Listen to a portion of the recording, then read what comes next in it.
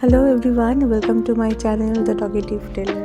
3rd August breakfast হয়ে গেছে, 11:30 বাজে, বসলাম, ক্লাস শুরু হবে। একটু মাথায় হাত বুলিয়ে যা তাই গল্প মটে এইটা বড় কেমন করে পড়ে। আমি ভেবেছি মাঝে মাঝে আমার এই ব্লগের মাধ্যমে ক্লাসে আমার স্টুডেন্টদের বলা কিছু কবিতা রাখবো এখানে।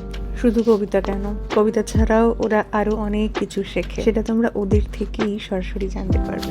আজকে লাঞ্চের মেনুতে ছিল ভাত, লাল শাক ভাজা, ডাল, ডিম সেদ্ধ, ঢেঁড়স ভাজা, পটল পোস্ত, পাঁপড়, চাটনি। দুপুরে একটা ছোট্ট ন্যাপের পরে নানা রকম ফলমূল নিয়ে বসেছি। অ্যান্ড দেন বিকেলে আমি একটা চটপাটা জিনিস বানিয়েছিলাম। আমি বানিয়েছিলাম বলা ভুল, আমি মা দুজন মিলেই, মা বেশিটা অ্যারেঞ্জ করেছে অফকোর্স। ভিডিওটা দেখতে দেখতে অনেকেই বুঝে গেছে, বানিয়েছিলাম পাপড়ি চাট।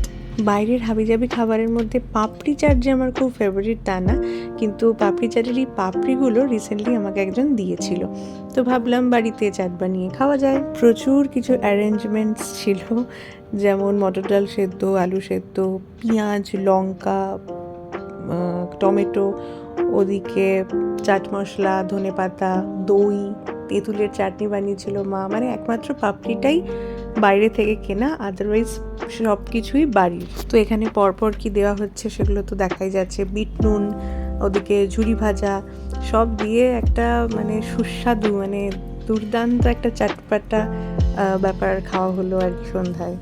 এটা এক একজন এক এক রকমভাবে বানাতে পারে, আমরা আমাদের মতন করে অ্যারেঞ্জ করে বানিয়েছিলাম। তবে হ্যাঁ, বাইরের পাপড়ি চাটের থেকেও কিন্তু ভীষণ ভালো লাগছিল খেতে। যদিও তেঁতুলের চাটনিটার কথা আমি বললাম মা বানিয়েছে, আমি আবারও বলতে চাই তেঁতুলের চাটনিটা জাস্ট অসাধারণ বানিয়েছিল মা।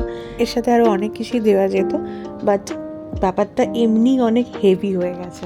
আমি আগেও আমার ব্লগে এরকম সন্ধ্যার চটপাটা প্রচুর রেসিপি শেয়ার করেছি, সেরকম আজকেও একটা থাকলো এবং পরেও থাকবে, স্টে টিউনড। তো যাই হোক, বাবাও জাস্ট অফিস থেকে ফিরলো সেই সময়, অ্যান্ড আমি, মা, বাবা তিনজনেই ভীষণ এনজয় করলাম আজকে সন্ধ্যার এই বাড়িতে বানানো পাপড়ি চাট।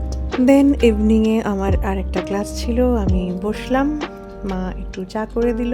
এই নিজেদের এই ছোট ছোট কিছু মোমেন্টস এভাবে শেয়ার করে রাখতে ভালোই লাগে। যাই হোক, থ্যাংক ইউ ফর ওয়াচিং, দেখা হবে নেক্সট ভিডিওতে।